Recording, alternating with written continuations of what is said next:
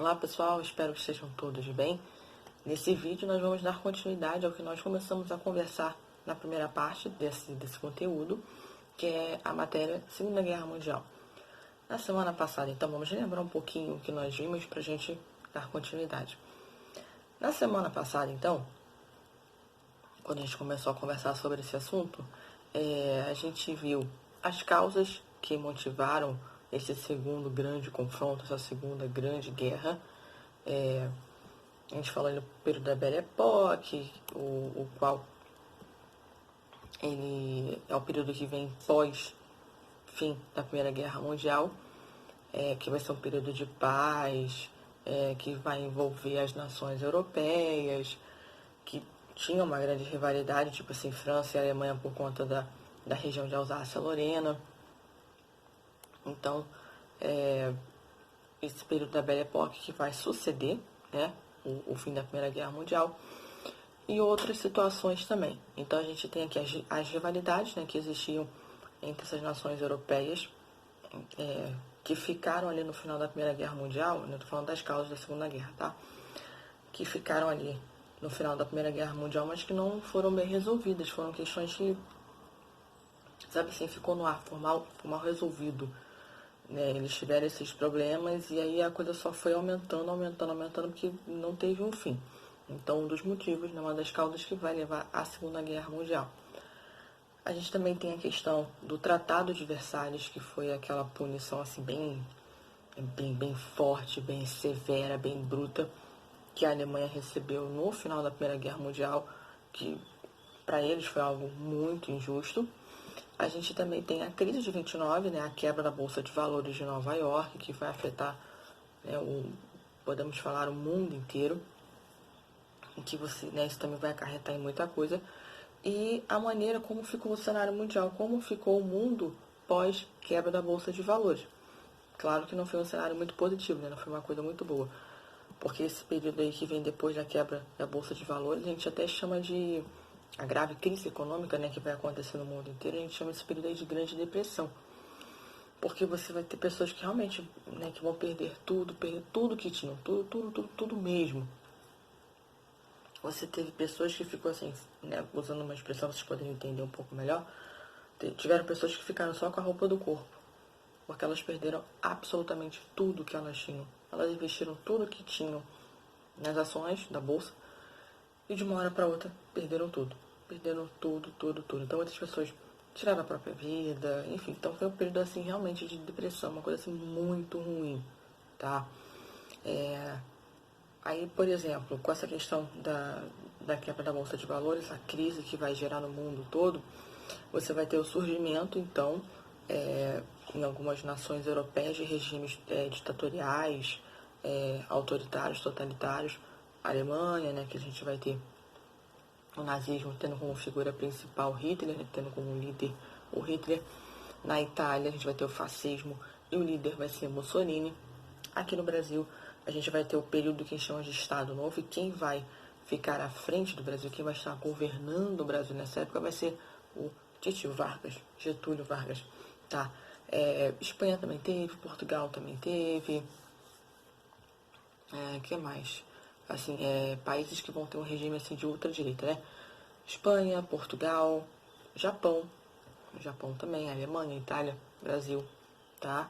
Então, assim, por conta dessas situações, em busca assim, de fortalecer a sua economia, também a questão do liberalismo econômico, essas nações, então, né, vão, digamos assim, adotar esses regimes de ultradireita para poder, então, digamos assim, continuar a caminhar, tá?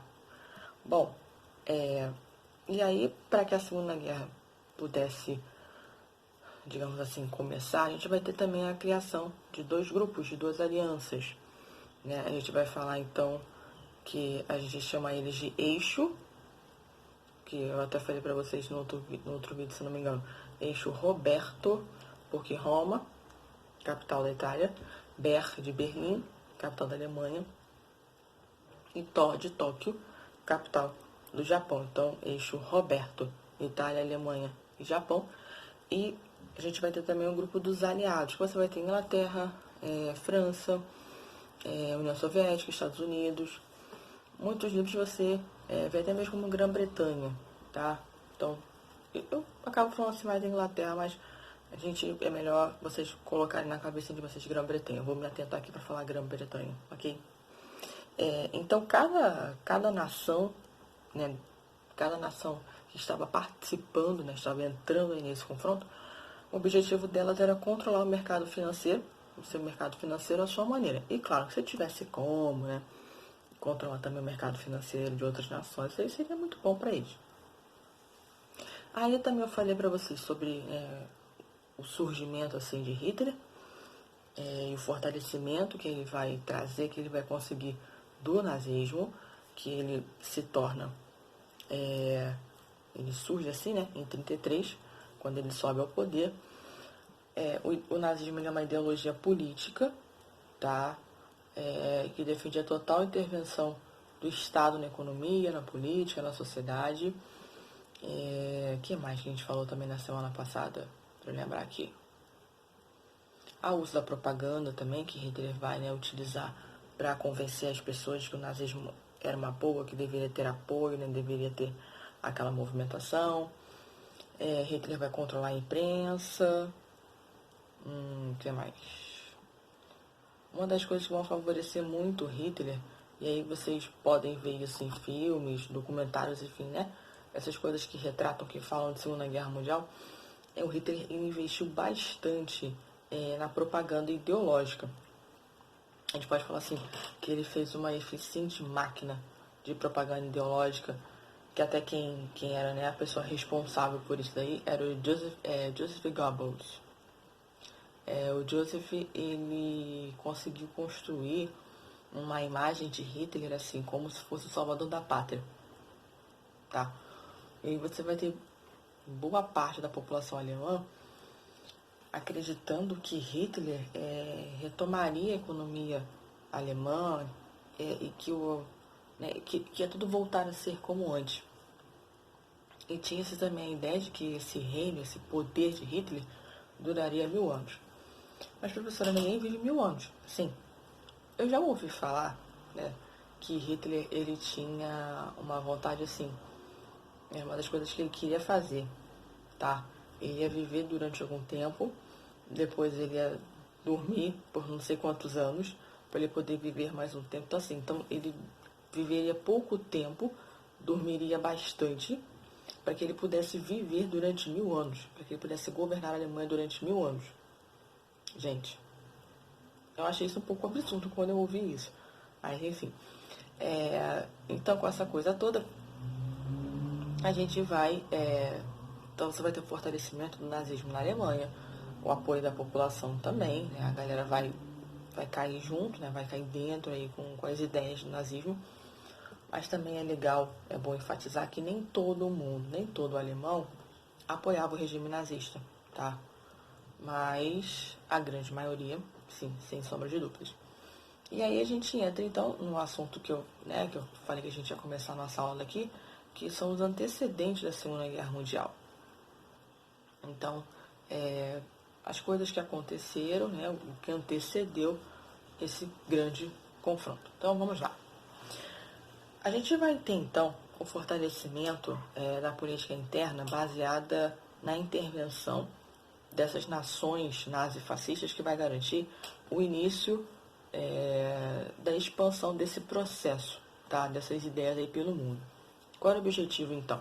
Era fortalecer a economia de cada nação, se apropriando, ficando para si, quais matérias-primas fundamentais para poder garantir uma boa indústria, principalmente a indústria de armas, tá? A indústria bélica, como a gente chama. Essa expansão, então, ela vai acontecer de uma forma assim, muito grandiosa, tá?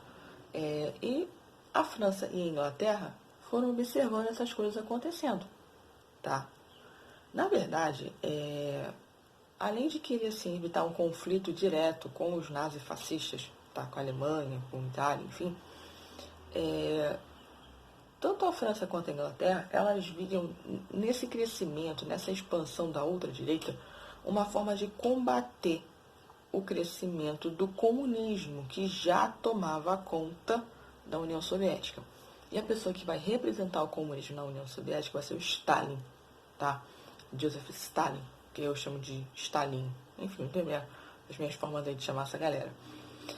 Então, a França e a Inglaterra, na verdade, elas não quiseram, elas pensaram bem, digamos assim, e olha só, não vamos nos meter aí, deixa o nazismo, deixa o fascismo crescer, porque eles estavam vendo que no surgimento e no fortalecimento dessas duas ideias era uma forma, então, de combater o comunismo, que é esquerda total, tá?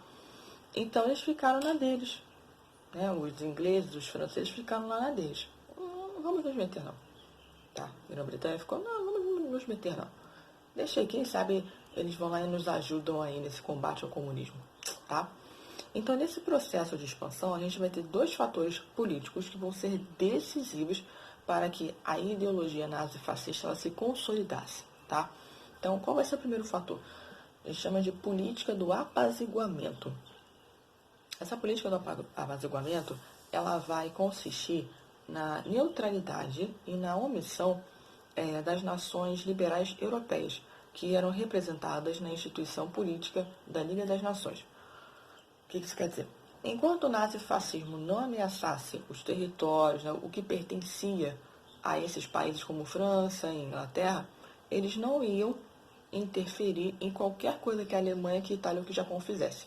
Então, assim, não está me incomodando, não está me prejudicando, deixa eles. Eles vão fazer o que eles querem, tá? Mais do que mantendo uma coisa de apaziguamento. Não está se metendo comigo, não está fazendo nada, não está mexendo com quem é meu. Então, ó, você vive a sua vida, viva a minha e a gente segue o baile, tá? Mais ou menos assim. A gente vai ter também um outro fator, tá?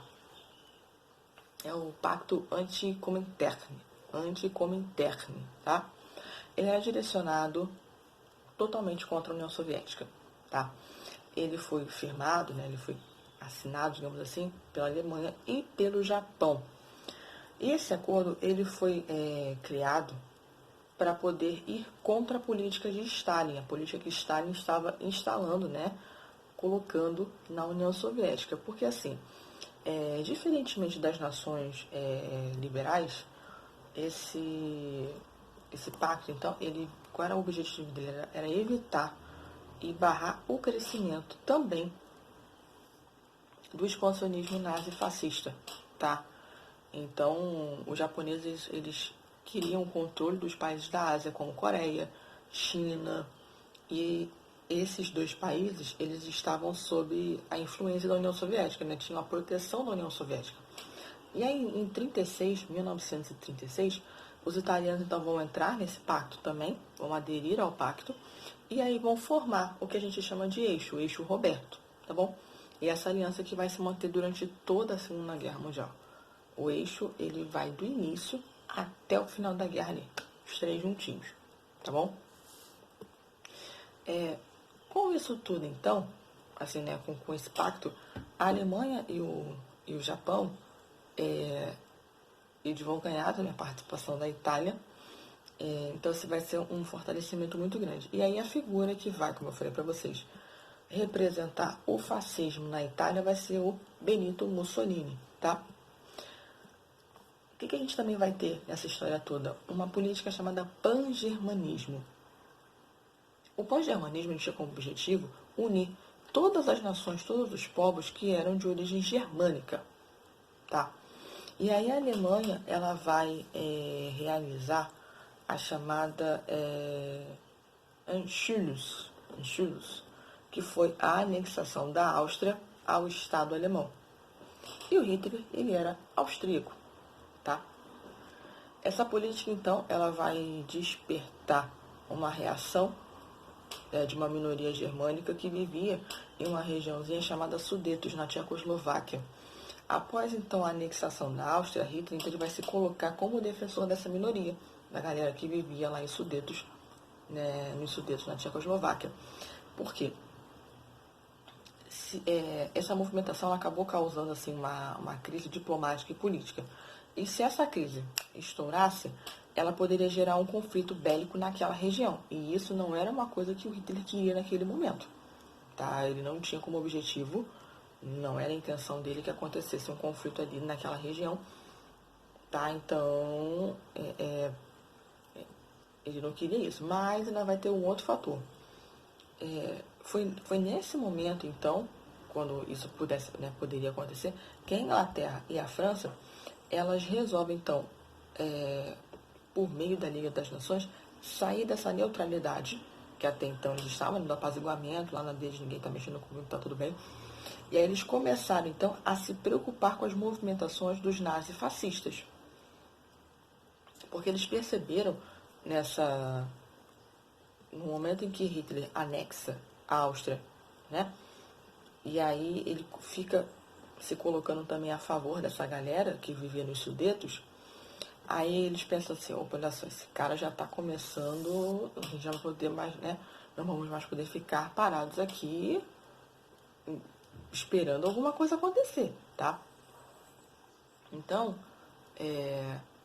com os ânimos assim exaltados, o parlamento recebe então a notícia de que Hitler anexou a Áustria, porque na verdade ele estava preparando, digamos assim, né, o palco, preparando tudo para anexar também os Sudetos, que eram habitados por uma população de língua alemã.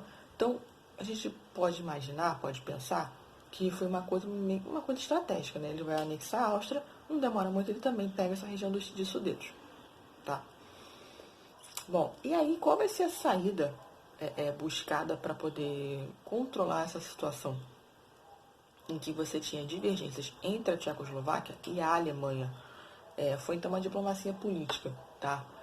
Por intermédio de uma convenção, de uma reunião de uma grande região, que vai ser chamada de Conferência de Munique. E nessa convenção você vai ter a participação, obviamente, da Alemanha, da Inglaterra, da França e da Itália. E o que vai ficar definido ali? Que a Alemanha ela poderia anexar as regiões que pertenciam à Tchecoslováquia.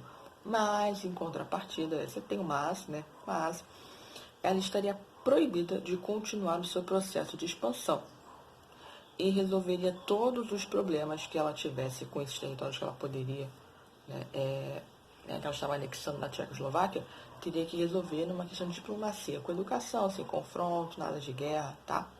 O acordo então aconteceu, porém, contudo, todavia, entretanto, ele não foi cumprido.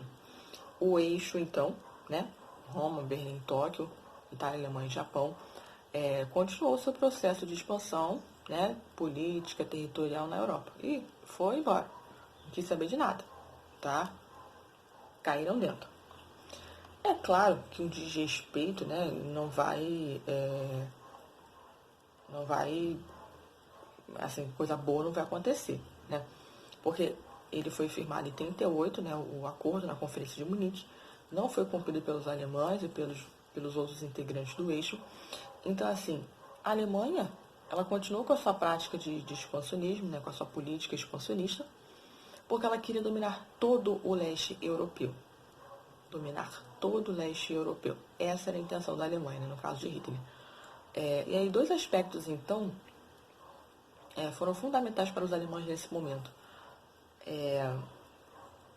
A invasão da Polônia, tá? E também da Tchecoslováquia. Essas ações vão gerar o seguinte,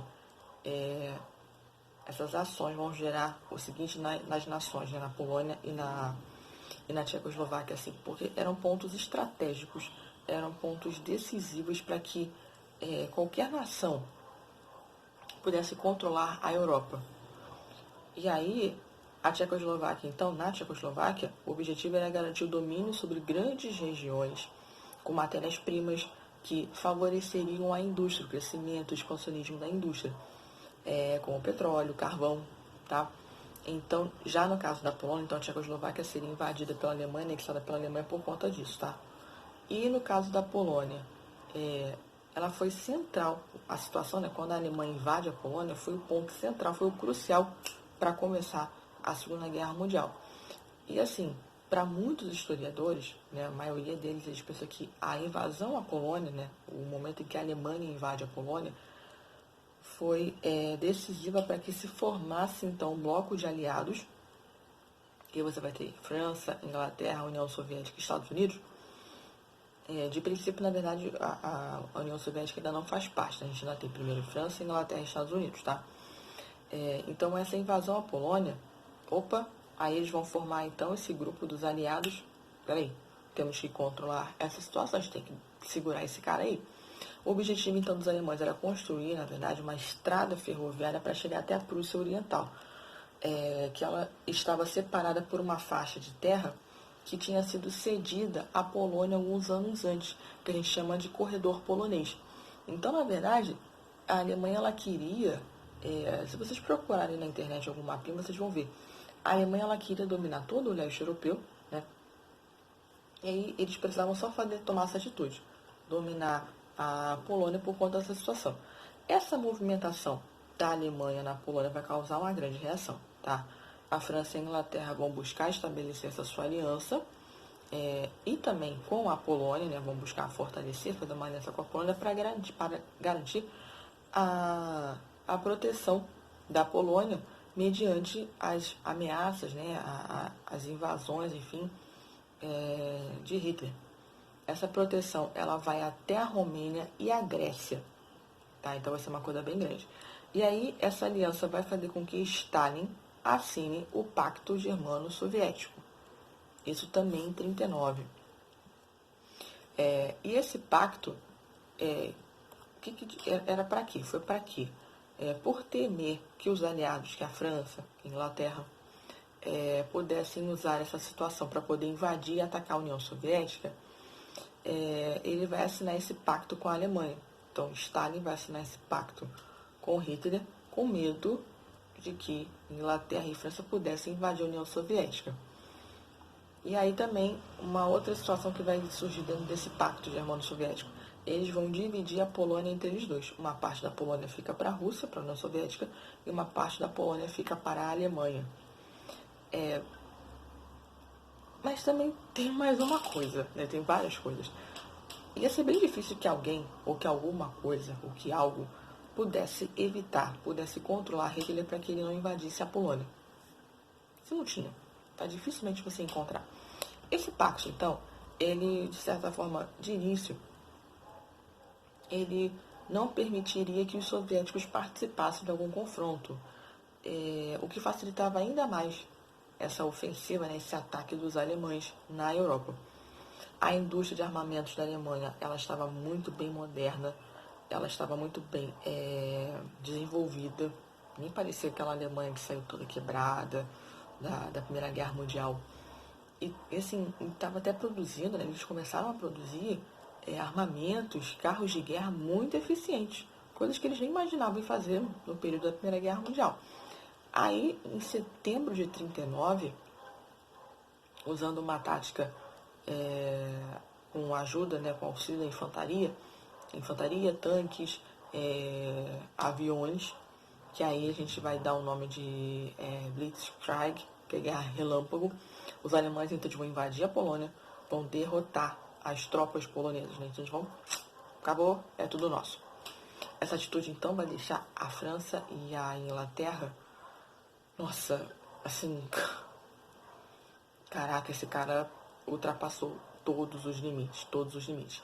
E aí então eles vão declarar guerra ao eixo, tá? Então você vai ter a formação e a concretização dos dois blocos, dos aliados e do eixo. E aí então a gente inicia, né, a gente pode falar que se iniciou então a Segunda Guerra Mundial. Bom, após então o início desse confronto com a conquista da Polônia pelos alemães, o Hitler ele vai buscar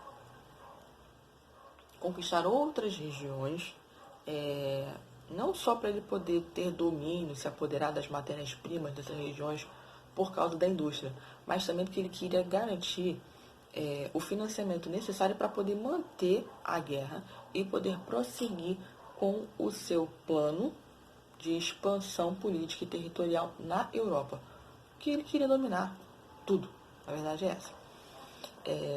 E aí ele vai invadir outros lugares, ele vai conseguir, por exemplo, ele vai invadir Noruega e Dinamarca. O que ele queria com a Noruega, e com a Dinamarca? Era obter o aço que você tinha nesses países e também poder navegar sem nenhum tipo de ameaça pelos mares Báltico e o Mar do Norte. Já nos Países Baixos, que você tem ali Holanda, Luxemburgo, Bélgica, né, que são os países que formam os Países Baixos, a intenção, o interesse da Alemanha era querer essa região como ponto estratégico para poder invadir e para poder combater a França, tá? Já a própria França, qual era o objetivo dele? Era derrotar a França. Era derrotar a França, e isso era importante para Hitler porque ele iria estabelecer o domínio sobre toda a Europa continental, caso ele conseguisse dominar e derrotar a França. Como é que ele vai fazer? Como é que ele vai conseguir isso, na verdade, né? A investida dele, assim, crucial vai ser em Paris. Ele começa por Paris. E as outras cidades, então, forçaram, então, os franceses a assinar um armistício em 1940, tá? Eles foram obrigados. Outros lugares também que ele vai conseguir dominar: Grécia e Iugoslávia, tá?